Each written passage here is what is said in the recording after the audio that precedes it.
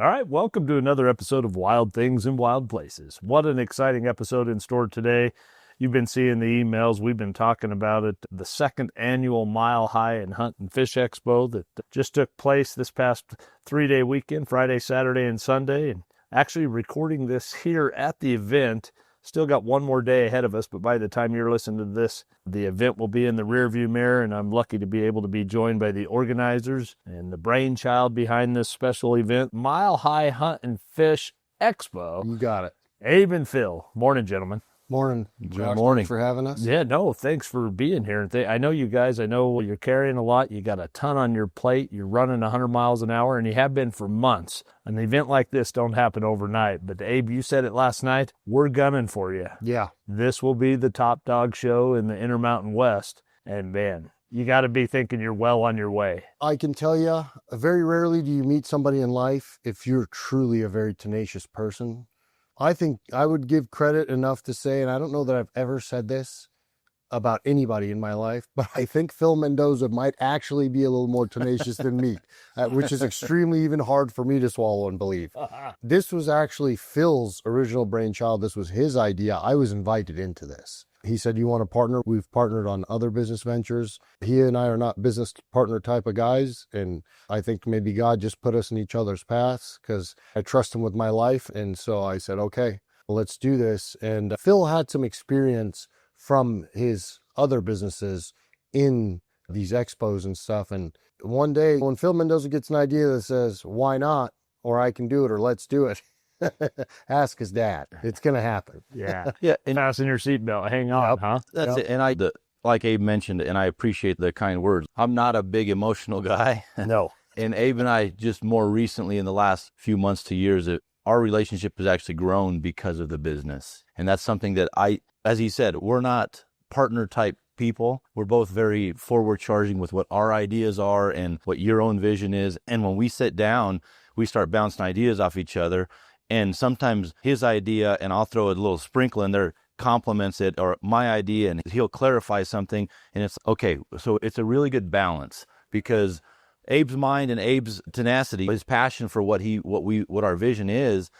And I'm just, honestly, the way my mind works, it's more production, it's more straight lines. And that's how I work just from the construction background. We complement each other well. And I'll tell you that Abe brought up my dad, just briefly to throw that in there. My dad he grew up such a hard life, from sleeping 3 hours, sometimes working 2 jobs to build the life he built and the ability for me to be where I am. I don't have any excuse for anything in my life. This is the way I live my life because I know what he went through. And I just sit there and I teach my kids it's the same thing. I'm like, there are many people out there, I should say, that have experienced much harder, much more adversity, more struggles and challenges. You don't have an excuse. If you don't just put your first foot forward and start taking the next step and the next step, you know what's going to happen. So that alone, I think, like Abe says, when we started talking about it, we started throwing ideas out, and it evolved very quickly. Very quick. And look, where the passion comes from is, and to Phil's point, he's right. I also come from poor immigrant parents that came here with nothing, who basically escaped a Soviet invasion of Afghanistan. And what I've learned is, he is right. We have no excuse, but it also instills a drive in you that you're willing to do whatever it takes to run, and you will outrun your mind, and desires will outrun your body. And that's where we are. And I could tell you one thing, on the tail end of the second annual Mile High Hunt and Fish Expo, the fire keeps getting bigger.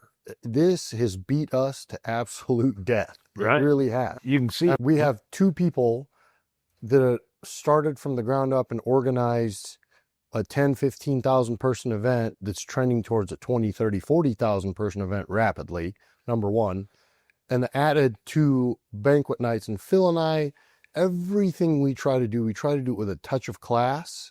As far as the presentation, the appearance, and the feeling that people get here. The goal is hunters and anglers that come to this event, the second you walk in the door, whether it be one of our banquets or our expo floor, you should feel like you're right where you belong. And if you don't have that feeling, we didn't do our job. That's the goal. And let's just talk about it, because the facility, Oh, You yeah. and I have talked about this before recording this last year. We talked about it again a few days ago. There is no greater facility in Colorado. And I don't mean just in the Denver area. Oh, yeah. Statewide, this is the place. Agreed. And that was also a very lofty effort to start here. You can grow something and get here, Yeah. but you started here. Yeah. But that's, I think, a tribute to and a testament to. We bit off a lot to chew, but when you have a business partner that never says no and is willing to walk in the biggest fight you can find, and you're that type of person, you're going to shoot to the moon out of the gate, right? Because neither of us are afraid of anything except God, with love. And I think one of the things, Josh, I'll tell you, our business acumen side, fortunately, we've been very blessed that Phil and I each separately grew up in business backgrounds and family businesses, and eventually went and expanded those businesses and started our own businesses on top of that. So we had that. And I think what dawned on my mind when Phil came to me and said, hey, I'm going to do this. You want in or not? Because no matter what, I'm going. I said, yep, I'm going to jump in. I'll split it with you. Let's go. I'll split the headache with you. I think really what got me the most is I felt like it was our calling because our state needed it so bad. And unfortunately, we have a large fight in front of us in this state. And there's a lot of people that say somebody should do this or somebody should do that. And Phil, and I know I can speak for him on this, we're of the mentality of why not us, right? And I told Phil one day, I called him, I said, look, there's years I'm hunting 80, 90 days a year. I personally hunt almost every species of every weapon, from a quail and a pheasant and a turkey and a duck and a goose. And I spent a lot of years waterfowl hunting, to long-range rifle stuff, muzzleloader stuff, and archery, big game stuff. And I feel shameful saying the word archery in front of Phil Mendoza because everybody knows he's a pro shooter, and he doesn't talk about it, but used to he used to be, and he's just well known. He's honestly ingrained in the root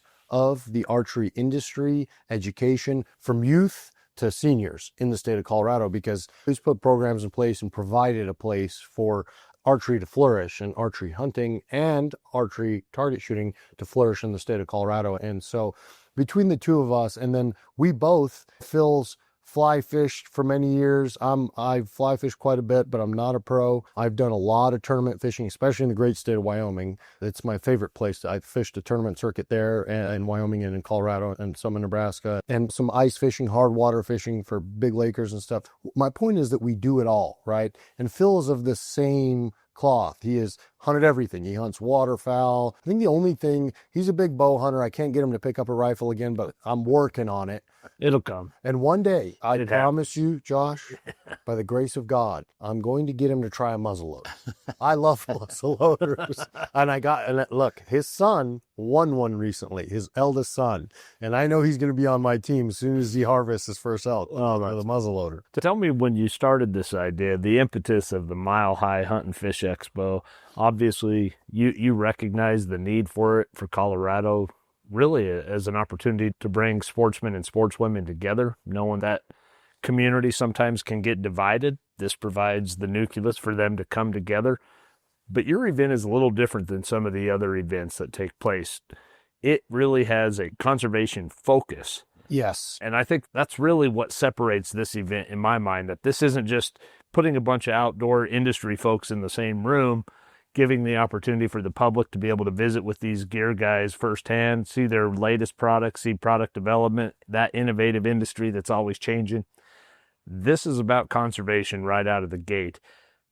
The gear part of it is really secondary to what your mission is. I agree. And I know Phil's going to touch on this because he really knows this. Real quick, before Phil just takes over, I think one of the things that separates us and what was naturally found is we here, just like you said, we are bringing sportsmen and sportswomen together. And I'll give Phil credit for this because he's the first person I saw do this. Earlier, I'd mentioned he provided a place for the youth, right? So we have the youth coming up. We have the Middle Ages. And then we also take into account that there's a lot of older folks that have been around in the hunting and fishing sector for many years. And you can't look past that wisdom either, right? So we're top to bottom and middle, if that makes sense. It's sportsmen, sportswomen, at all ages, right? Whether you're 8 years old and going on your first hunt, or 6 years old, or you're 80 years old and you got more hunting stories than all of us combined, right? We collectively bring all that together. And the one thing that we started this expo that I will say is different about the Mile High Hunt and Fish Expo than any other expo I've personally seen, is that we started with a exhibitor ground up approach. We till this day, we don't count and worry yet right now in our building phases so much about number of tickets sold coming through the door. This is not a primary business for us. Our focus was, okay, and I'll give you a prime example. The way we approached our wildlife organizations, we have Ducks Unlimited on the bird side.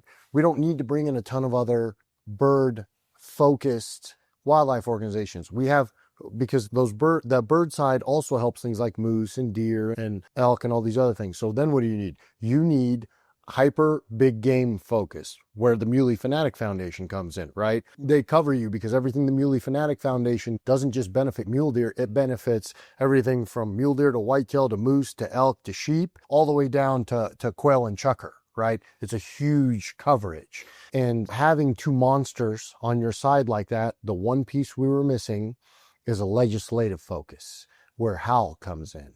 And so we took a trifecta approach where we cover both, basically virtually almost the whole plane of game, and then the legislative side, right? The fight.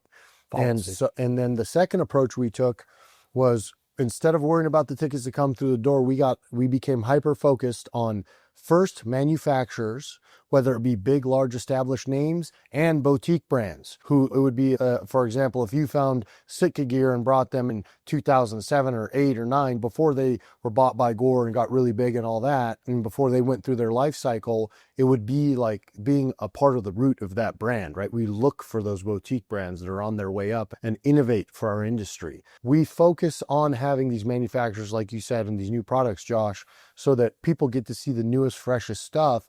And if you bring the right people to the event, there'll be lines at your door. Yeah, and to add to that, sticking with the expo side of things, I've been to a handful of bigger shows, and you always still see the little sprinkling in of a salsa company or a peanut company or something. And that was one of the things that Abe and I said initially. Said, look, we're going to be limited on space from day one. As we grow, we're going to be able to hopefully expand as we're able to here at the facility. But we want 100% brands in the building that are related to hunting and fishing to some capacity. We've got nonprofit entities represented greater than the ones that additional to the ones we have partnered with. So everybody's welcome in the room there, but you don't see any of the massage, you don't see the pillow sales. It's nothing against those things, right? Sometimes I'm a customer of those things in other places, but to have the right people in the building to start and build a foundation that way, then the people that do come in the door, they appreciate it. That's one of the biggest compliments that I've received from the attendees is the quality of exhibitors here is top notch. And where that came from was, again, my other business was setting up at the other local trade show for years. And I was supporting that event with promotional activities, shooting for kids, doing different things on the archery side. And I always saw the few pieces that I felt they were missing. And that conservation piece was one of the biggest, if not the biggest, because I said, you can't tie everything together here. If your only concern is the dollar, right? You need to just turn the dollar, so you're going to sell a booth to that, 3 booths to that pillow company, or you're going to sell 2 booths to the massage units, because your focus is just to sell. And Abe mentioned, we wanted to make sure that the foundation of this organization, this business, was established the right way by focusing on the right businesses here, the exhibitors and the conservation aspect. And that's when we said, look, what is a successful business usually based on? Solving a problem that most people have, filling a need, a gap in the market. And as Abe and I mentioned, we hunt most of the year. We support other events. We've traveled to other events. And like anything else, everybody has opinions. Everybody has ideas. So we just put our stuff together and tried to fill that gap in the market, and knowing that the key pieces that needed to be put in place from day one. And to see where from day one to now on the tail end of year 2 for our second event, like Abe mentioned before too, the evolution process is just starting, because the relationships that we're just now starting to develop, I feel like the sky's the limit with so many things. Colorado is considered one of those destination places across the West to hunt. And when you see what's happening on the political side, we're the joke, the armpit, if you will, of the West in some respects because of what's going on with people wanting to take away what we fight for and we all enjoy. So that was one of those things, as Abe and I said, we decided that we've both supported events throughout the years, his business, my business, other conservation groups. And I always took the stance like, you know what, I'm doing enough. I'm donating some bows to these banquets. I'm a member here and there, but it's not enough. It's just not enough to see where the anti-hunting organizations are going and how organized they are and how focused they are on taking what we love and what we live for in some respects. Well, and how well funded they are. And how, yes. So that's where it's, again, we take that stance of, you know what, we're going to dig our heels down and we're going to stop getting pushed back, because Colorado in so many ways is such a beautiful place. There's so many things you could do. You can hunt just about everything here. You can, all the fishing is incredible.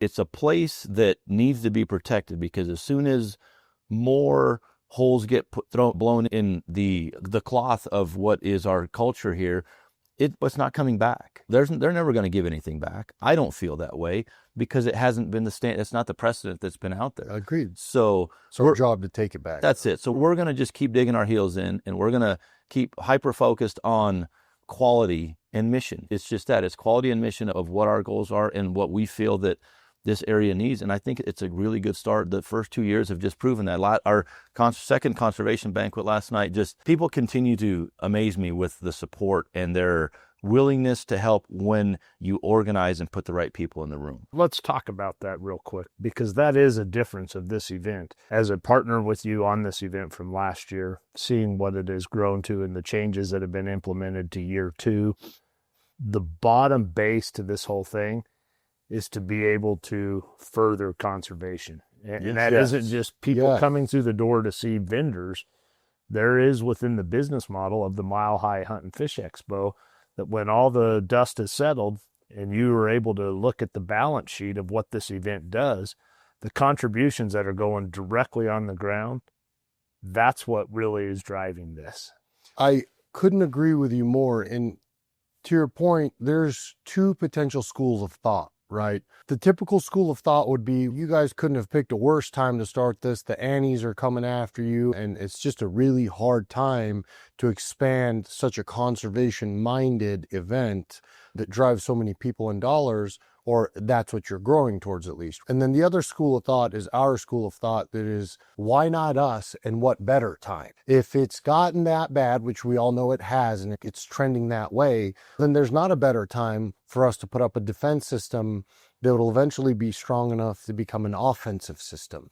We were put in this position by, I believe, a higher power to do something about our rights that are being come after.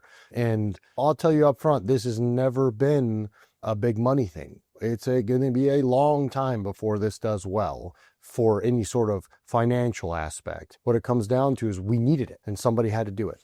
We work with our 3 major wildlife foundations, and we haven't announced yet, but we're working on something very big that does not exist anywhere else in the country, and putting something else together here in the next year or 2 that'll further advance our push into protection and growth of wildlife conservation.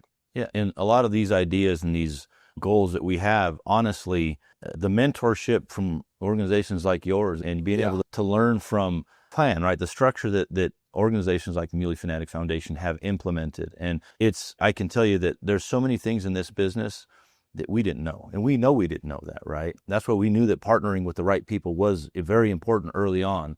When the opportunity came about with the conversations with you guys specifically, and more recently how Ducks Unlimited has been supported from day one as well. But Abe and I feel like I've learned more from watching you guys and having conversation with you guys on this aspect than anything else that I've done at this point to help us with the conservation piece, because there's so many little things that the Muley Fanatic Foundation does so well.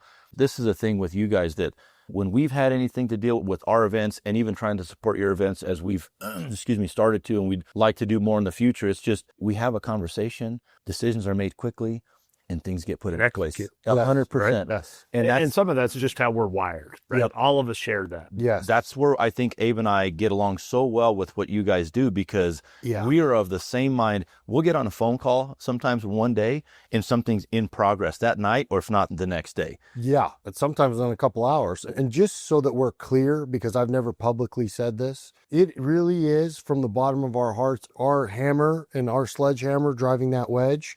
To be honest with you, as far as the conservation side, when it really took charge was when we partnered with MFF. And the reason why, like Phil said, MFF is so detail driven and so involved that we can stand back and watch what you, Josh, and Joey, and Janet, and everybody's doing, and especially you, because I know you're very attentive to what's going on and what the changes on and what's on the horizon, right? And so is Joey. And so when we see the MFF organization, you perform better when you feel like an organization has your back, right? And is very well versed and detail oriented. We are detail oriented people. And I'll give you an example.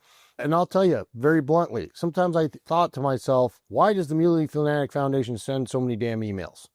And then I started reading the emails and I was like, holy cow, there's a lot of information. If there's a law or there's a threat or there's a call to action, for my inbox, it's always the Muley Fanatic Foundation. And I'm not discrediting Hal, because they do a very good job on the legislative side. But when we're talking overall, we're talking projects, we're talking funding, we're talking deer crossings, we're talking winter migration areas, right? That just don't help the deer, they help everything. It's MFF first. And that's honestly why our number one conservation partner became MFF. They're on it. If we need the information, we could pick up the phone. The information comes to our email box before anybody else knows, it's common public knowledge, right? And that shows us that MFF is digging out what's going on, what's on the horizon. The more prepared you are for a battle, the higher your odds of winning. That's what it comes down to. What have you learned from year one of this event to this year? I know last year you went back to the drawing board. Yeah. Because it provides you, your best teachers, your own mistakes, but Yes. it also provides you an opportunity to be able to look at this and see, what do we want to add? So what did you learn from year one to this year? And then what have you already learned at the tail end of this year for next year? Because I know you're wired to think like that. I know Phil's got his own share, so I'm just going to say really quickly, we don't have enough time in this podcast for me to tell you. My brain has been running for months, and now that we've gone through year two, we've learned a lot. I personally have a very long list of adjustments, tweaks, and additions. And the biggest thing with Phil and myself is that we're so hungry. We don't ever want to be this stagnant expo. We need that excitement. People gotta want to be here, and we gotta offer them something fresh every year. So we're leveling up on everything we possibly can. We're working on our efficiencies to strengthen the machine. I could go through, it would take hours to go through marketing adjustments and timing of when to make announcements and team up with people on new legislation that's on the board or new projects, or picking one thing that we're going to focus on, especially with MFF, is Phil and I think we would like to eventually pick projects to really get behind. I know there's some things that are very near and dear to my heart, and I don't know why, but when I drive down a road, whether it be in Colorado or Wyoming, and I see animals that have been hit crossing the roads, and then in turn you get these emails from MFF and all the road crossings put in, just as an example, that gives us fuel to the fire. So we think, okay, going into year three, let's maybe we back some projects. We could go on for hours about the adjustments, and then timing's a big deal. For us being in early April, it's good for us, but the timing could be just a little bit better for us to move into the end of March timeframe. Which you've implemented for 2026, right? Yes, 2026 will be March 27th through the 29th. And this is so that folks will have times to get in draws, and we can bring more influence and to help people with their draws. And we're not in the way of any turkey seasons, and folks are still somewhat thinking about last hunting season, but they're gearing up for the hunting season ahead. At the draws and tags and drawings and things like that, and gear. What timing, there's a lot that goes into this, and adjustments and getting better prices for certain aspects for attendees at the venue, right? There's a lot of minor details. We're just adjusting and expanding on everything from conservation to marketing to user experience, right? Presentation. Yeah. Phil, and I know you're looking for things to fix. Yeah. Because that's what you do. But what's the successes? What's something you celebrated I can this tell you, year? I can tell you right now, sometimes as days gone on, we're speaking more for each other or because we are so in sync with how we feel about things. And I can tell you, I know we had a good team around us. I didn't realize how good of a team around us we had. Yeah. And even the supporting cast members in the second tier, because like Abe and I have implemented a lot of new systems or processes. We're trying to start to implement that for efficiency. And I got to send a shout out to Janet because one of those systems, we needed help because of a timing situation. And she's, I got you. Just this. So Get out of my way. Let me do it. you know what? And Let me show you. So I'm learning now, and credit to my wife and Abe's wife, because they're here and they're backing us and they're supporting us as well. And now I feel like with them, because they're not, I don't want to say they're not visionaries, but they're more of, we need to see how this works. So then, okay, we can do this as well. So now we've got a couple years in our belt. Now we feel more comfortable of saying, look, you're leading this charge, you're handling that project. So delegating the tasks, and we have really good people around us. We really do. Abe's got friends that from his background and that have flown in. Some of these people are business owners. Some of these people are high level individuals for what they do in their own life. And they're sacrificing a weekend to come and support us. So when you think about that, when you have the number ones or the number twos in their own respective world, and they're all coming together to lead this project, we have a bunch of individuals that are helping us that are so capable and willing to help. I bet we can pull 2 or 3 of our staff members in. If Abe and I had to step out for some reason, they can step in. Things would run very smoothly. So we have a very strong staff, and we need to add to that. We need to build on it. So I would say that's one of the biggest things that I've seen is our supporting cast, our partner. You guys are partners of ours. And to see how Janet stepped up and Joe, it's like the insight. And because I called Joey a few times, like, hey man, you guys have done this. What's your take on this? How are we looking at this the right way? And I know that Abe and I have talked to you early on from the other side, on the banquet side. So there's so many strong pieces that are in place, and it's going to complement one. It's going to be a magnifier, I guess, is the biggest thing I'd say, because as we start building on this, and again, tweaking those things, because there's a few things that, like Abe said, we've made some tweaks and adjustments from last year. We know there's a bunch more that we need to do, but that's what excites me, because they're the little issues that have come about that we're putting out little fires. I'm like, you know what? These are starting to become smaller and smaller issues. So now we can keep attacking forward and build on it. I would just say that that's one of the biggest things that comes to mind initially, is how good of a team is in place with all the moving parts. What does that waiting list look like, and how does that help the expansion or growth for the show to be even more encompassing than what it is now? And is that the goal? It is. We don't ever want to be an absolutely giant show where you just get lost in the sea and the quality goes down the drain. Our top priority is quality. And right now, I mean, we've surpassed 100 companies on the wait list. And when we say 100 companies, we've had way more applications than that. And because we don't accept applications for the waiting list unless you are specifically a hunting or fishing related company, directly and obviously. And we also don't overload in one category, i.e. an outfitter from one region of the world or one part of the world or one part of the country, and you get 30 of those, but not enough from other parts of the country, right? We try to be very even keeled with our outfitters to give everybody an opportunity to go anywhere in the country and eventually anywhere in the world with good options and not too many options. And then once again, brands and organizations, right? Manufacturers. We are over 100 companies on the wait list. And to be honest with you, if we're speaking frankly, it gives me some anxiety, right? Because there's a lot of those companies that I want to get in here, and I want to give that additional opportunity to the people that come through the door, right? We want to provide a place for those hand-picked organizations to come in here and offer what they have to our patrons, and also join us and see what we're doing on the conservation side, because when a lot of these organizations see what we're doing, everyone's willing to get behind it. But it's different when you hear about it versus you see it happening in front of you. Then you're motivated. And then we don't have just our patrons and the public coming in to support conservation. We have those who are in the industry, who are manufacturers or outfitters or wildlife organizations who want to team up with us, right? Because they can touch it, feel it, see it, taste it kind of thing right in front of them. And that's very motivating. So I'll be honest with you, there's a lot of pressure on us to expand the show. There is, but it takes time if you want to maintain your quality. We're not going to be the biggest show in the world overnight, but if we want to be the best event in the Western United States, we got to keep our quality focus. I assume the Gaylord has been pleased. Yes.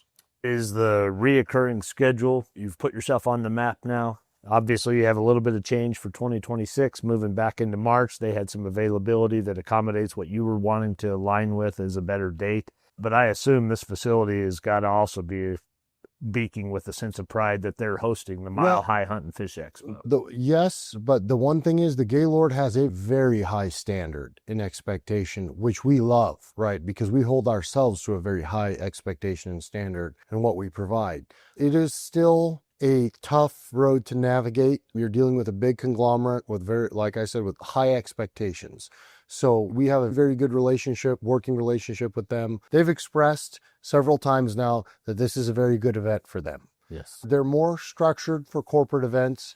So we're, for lack of a better explanation, we're carving a new path within their system, and they're adjusting with us on the fly, because at this specific facility in this state, nothing like this on this scale exists, and nothing yet that they've seen has the potential of maxing out the facility to its absolute bones. And they know we're trending that way. It's obvious. Yeah, it is obvious. It's exciting, the developments and the relationships, the growth, the last few months and even few days, I would say. It really feels like there's some things starting to click. And like Abe said, for them to compliment, and it's coming from multiple people within their team, that they really enjoy our event and they really want to see us continue to grow and thrive, because they're not used to dealing with people like Abe and I. They're really not. I think they're used to dealing with some head at some big organization or company giving a work order, a request, and them facilitating, and then it's cold and impersonal.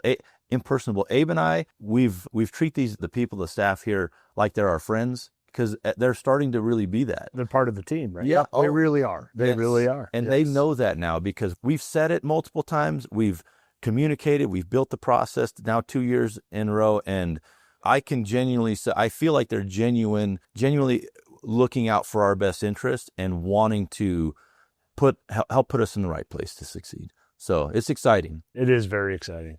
Gents, where's the best place for people to go that are listening to this and haven't had the opportunity to come year 1 or year 2, will have an interest to try to come year 3, maybe want to reach out to you to see if there's an opportunity where they can be included in the event?